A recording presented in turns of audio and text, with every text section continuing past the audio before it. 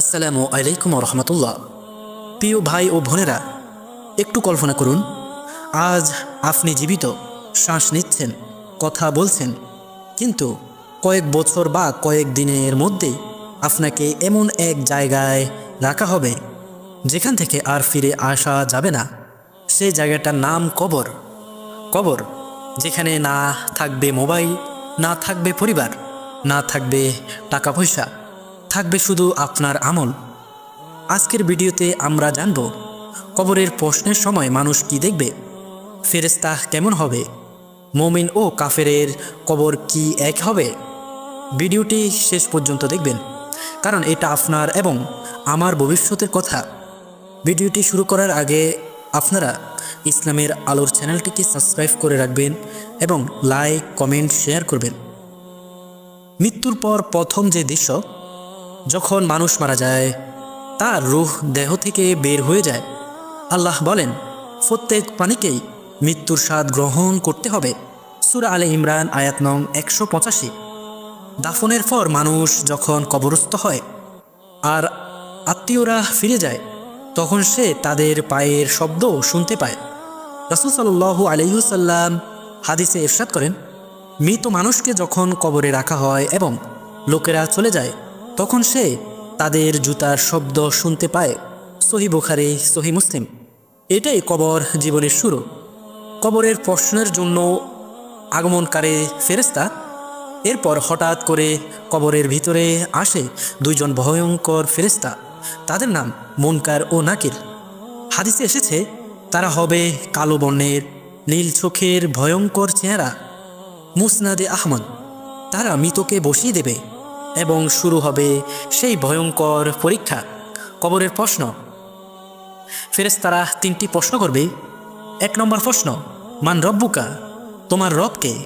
2 নম্বর প্রশ্ন, মা দীনুকা, তোমার দিন কি? 3 নম্বর প্রশ্ন, মা তাকুলু ফি হাজার রজুলু, এই ব্যক্তি সম্পর্কে তুমি কি বলতে পারো? ইশারা করে রাসূল সাল্লাল্লাহু আলাইহি সাল্লামকে দেখানো হবে। সহিহ বুখারী ও মুসলিম। মুমিন ব্যক্তি কবরের প্রশ্নের সময় কি দেখবে? যে ব্যক্তি ঈমান নিয়ে এসেছে, নামাজ পড়েছে, হারাম থেকে বেঁচে থেকেছে, আল্লাহ ও তার রাসূলকে ভালোবেসেছে, সে উত্তর দিতে পারবে, আমার রব আল্লাহ, আমার দিন ইসলাম, তিনি আল্লাহর রাসূল মুহাম্মদ সাল্লাল্লাহু আলাইহি সাল্লাম। তখন কি হবে জানেন? হাদিসে এসেছে, তার কবর জান্নাতের বাগানের একটি বাগান হয়ে যাবে। কবর প্রশস্ত করে দেওয়া হবে, জান্নাতের দরজা খুলে দেওয়া হবে। তিরমিজি। সে দেখতে পাবে জান্নাতের সবুজ বাগান, সুন্দর বাতাস, শান্তি ও প্রশান্তি। সে বলবে, হে আল্লাহ, কিয়ামত তাড়াতাড়ি নিয়ে আসো। কাফের ও গুনাহগারের ভয়ঙ্কর দৃশ্য। কিন্তু যে ব্যক্তি আল্লাহকে ভুলে গেছে, নামাজ ছেড়ে দিয়েছে, গুনাহে লিপ্ত ছিল, তওবা করেনি, সে প্রশ্নের উত্তর দিতে পারবে না। সে বলবে, হায় হায়, আমি জানি না। তখন রাসূল সাল্লাল্লাহু আলাইহি সাল্লাম ইরশাদ করেন, লোহার হাতুড়ি দিয়ে তাকে আঘাত করা হবে। তার চিৎকার পূর্ব থেকে পশ্চিম পর্যন্ত সবাই শুনবে, মানুষ ও জিন ছাড়া। সহিহ বুখারী। তার কবর সংকুচিত হবে, অন্ধকারে ভরে যাবে, আগুনের দরজা খুলে দেওয়া হবে।